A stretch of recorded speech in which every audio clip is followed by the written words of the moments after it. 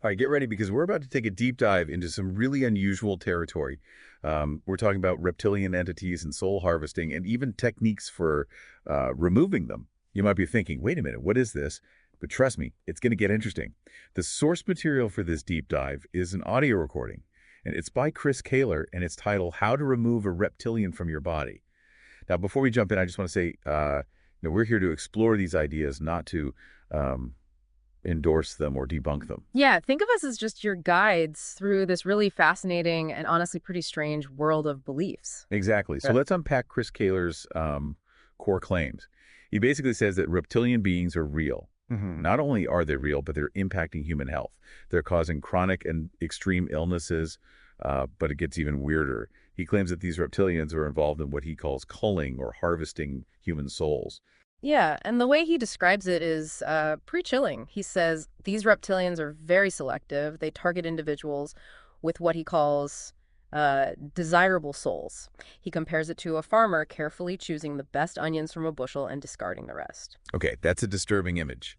But it raises the question, why would these reptilian entities even want human souls? What's the appeal? Well, that's a question that Kaler doesn't fully answer. He simply states that human souls are highly sought after throughout the universe, almost like they're rare treasures. But he does mention something called a reptilian death hex, which he claims marks individuals for early death. Okay, a death hex. That's a pretty loaded term. I'm curious to know what that actually entails. Unfortunately, Kaler doesn't go into specifics about how the hex works. He focuses more on this idea of the reptilians siphoning off human energy, or as he calls it, looch.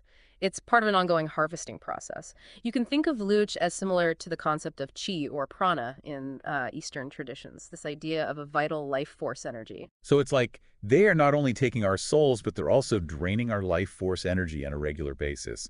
That adds a whole other level of creepiness to this.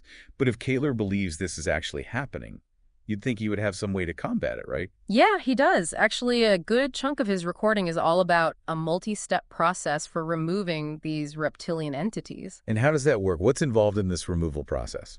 Well, it involves a pretty interesting combination of materials and rituals. He claims to use these tools called neutralization rings made of gold and platinum and also pyramids. Specifically, a vesica pyramid, which he believes has properties that are specific to this type of work. Now, this Vesica pyramid thing, it's not something you hear every day. Is there any significance to that particular shape? It is interesting, isn't it? Pyramids in general, they've held a lot of symbolic meaning in different cultures and belief systems for, centuries. They're often associated with power and energy and even spiritual transformation. And the Vesica Pisces, which is the shape that's like at the heart of this pyramid. It's a symbol that's found in sacred geometry, and often it represents the intersection of the spiritual and material realms. So there's definitely some symbolism going on here. Yeah. But how do these objects actually factor into the removal process? Well, according to Kaler, these objects actually play a crucial role in disrupting the hold that these reptilian entities have on a person. And he describes placing these objects near the microphone and camera during a phone consultation, almost as if he's trying to create some kind of energetic field. Okay, so we've got these objects set up. And then what? What does the person on the other end of the phone line actually do? Kaler instructs them to hold a pyramid over their head and repeatedly command the reptilian entity to leave their body. So it's like a verbal exorcism, but with pyramids. That sounds like something straight out of a movie. It does have a certain dramatic flair to it, right? And to make things even more intriguing, Kaler claims that certain sensations, like feeling lighter or feeling a pulling sensation or even just a shift in energy, are indicators that the reptilian entity is leaving the body. So the evidence of the removal is based on, like, subjective feelings rather than any kind of objective measurement. That makes me wonder, how does he know that somebody isn't just imagining those sensations? How does he differentiate between that and an actual entity leaving the body? That's a good point, and it's one that Kaler doesn't really address directly. It seems to rely heavily on the individual's own interpretation of their experience. That's interesting. So we've got these claims of reptilian entities and this rather elaborate removal process and a lot of emphasis on subjective experiences. It's a lot to take in, honestly, and a bit unsettling.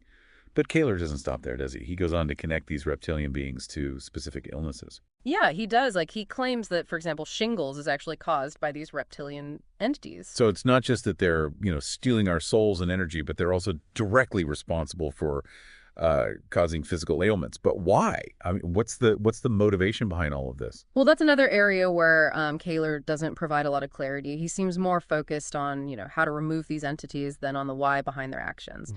But he does offer some intriguing hints when he starts talking about the need to check if a person's soul is trapped in a reptilian or cult sacrifice. Okay, now we're getting into some truly uncharted territory here. Cult sacrifices. This is getting pretty intense. Yeah. What does he have to say about these sacrifices? Well, he doesn't really go into the specifics of what these sacrifices involve or how they're conducted. He seems more concerned with this idea that these rituals can somehow trap human souls or compromise them in some way, and that makes them more vulnerable to reptilian influence. So it's like he's suggesting this much larger and more sinister system at play here. It's not just individual reptilian entities, but a whole network of forces working to uh, manipulate and control humanity. But then he takes a really interesting turn away from the physical body and starts talking about the astral body. Right. And this is where things get really fascinating. He basically dismisses the idea of the causal body and the chakra system, which are, commonly accepted ideas. He labels them as reptilian control mechanisms. And instead, he shifts the focus to the astral body, which he believes is the key to breaking free from this reptilian influence. Okay, so let me get this straight. Yeah. He thinks these commonly understood energy systems are actually tools of these reptilian beings. And the astral body is the solution. That's a pretty bold claim. I was Yeah. really curious to know more about this astral body and how it fits into his whole framework. Well, according to Kaler, the astral body is like a duplicate of our physical body, but it's made of something he calls antimatter, which is pretty mind-bending in itself. And get this, he claims that this astral body can have duplicate parts, including an extra brain. Wait a minute, a spare brain in the astral body? Okay, now I'm really intrigued. What are we supposed to do with the spare brain, astrally speaking? That's a great question, and I think it's one that a lot of our listeners are probably asking themselves right now. Well, Kaler suggests that having these extra parts, especially that extra brain, actually makes us more susceptible to reptilian influence. He says it increases our, what he calls energy density.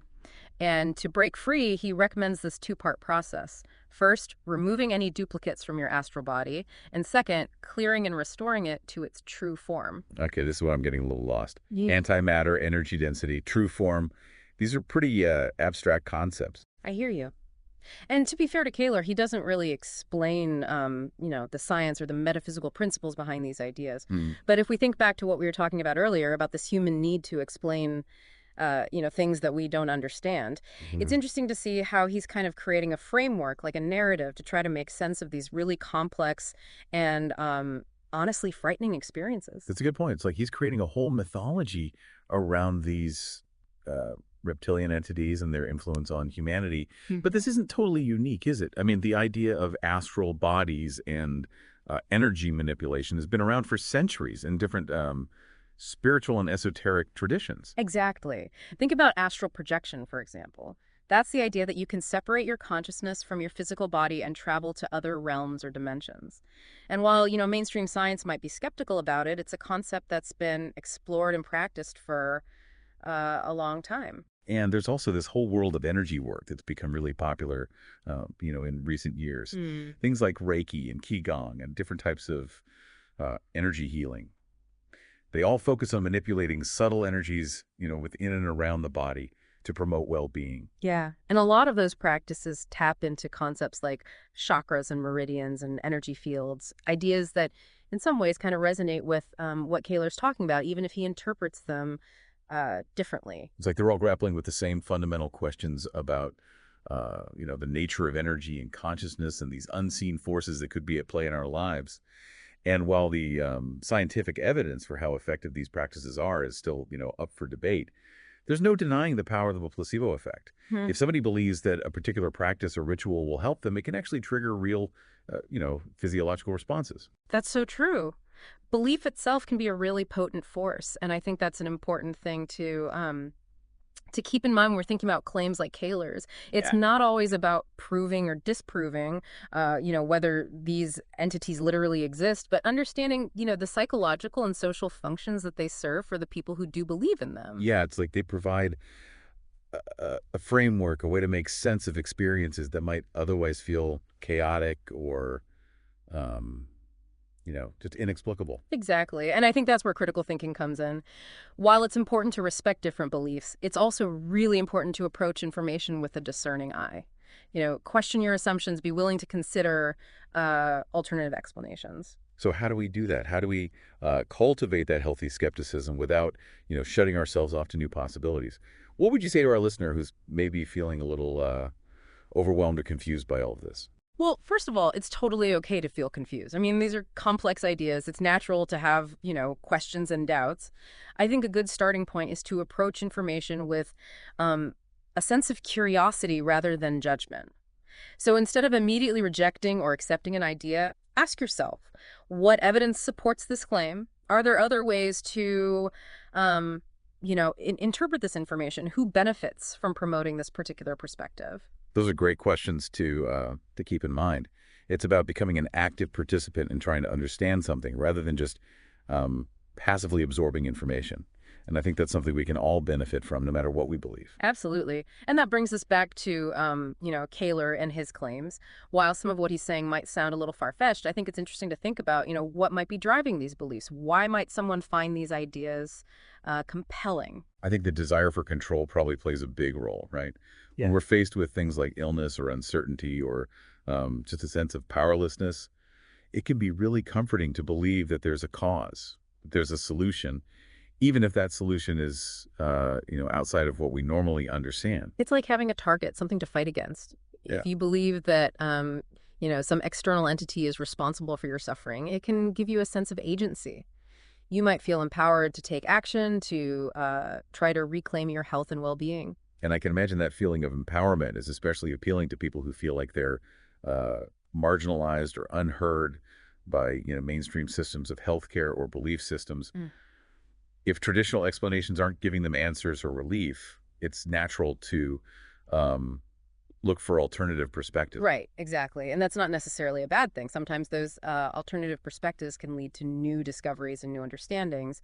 But it's important to remember that just because something is unconventional doesn't mean that it's, automatically true. Right. It all comes back to that balance between open-mindedness and critical thinking. Yeah. We don't want to just dismiss anything out of hand, but we also don't want to just embrace ideas without, considering the evidence and the potential risks that might be involved.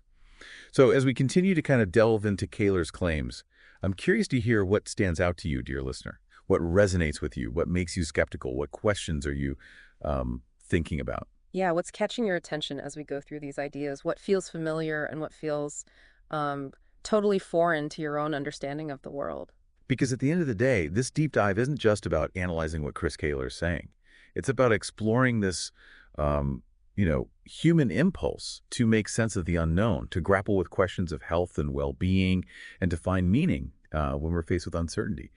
And that's something that we all share, no matter what we believe. That's so well said. And as we move forward, I think it's important to keep that shared humanity in mind, because even when we come across beliefs that seem strange or even unsettling to us, we can still try to approach them with a sense of curiosity and compassion, recognizing that they often come from this, deep human need for understanding and connection. Absolutely. And with that in mind, let's continue exploring Kaler's world. He's given us a lot to think about so far. Reptilian entities, soul culling, energy harvesting, these elaborate removal processes, the astral body, and even, hints of cult sacrifices.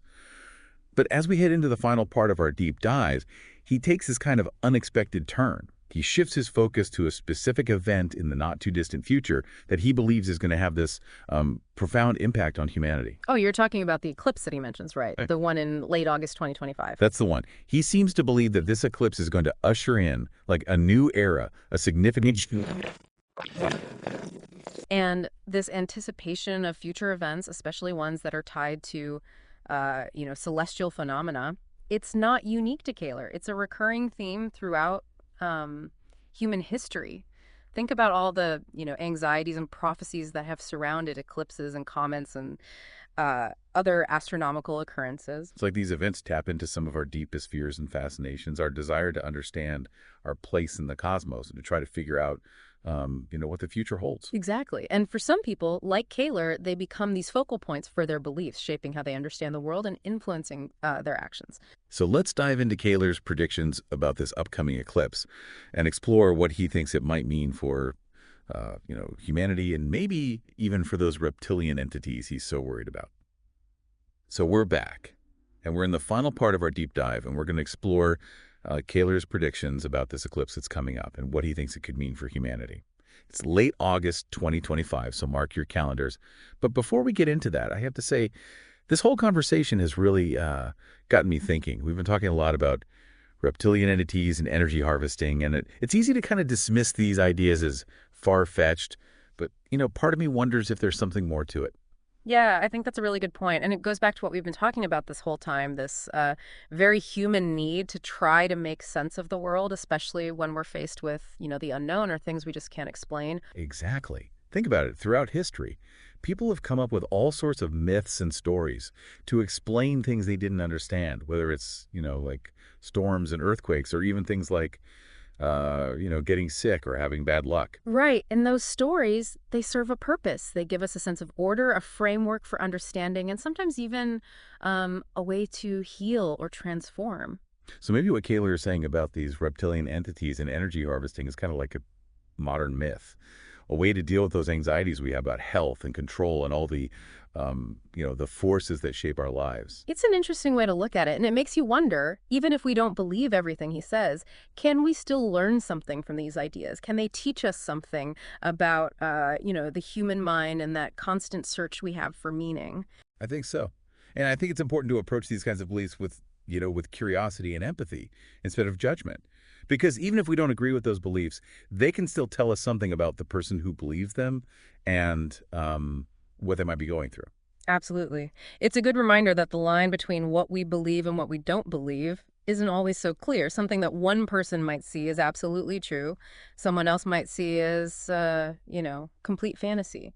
Yeah, and maybe that's okay. Maybe it's not about finding the, quote, right answer, but more about recognizing that everyone has a different experience and we all try to make sense of the world in different ways. I like that.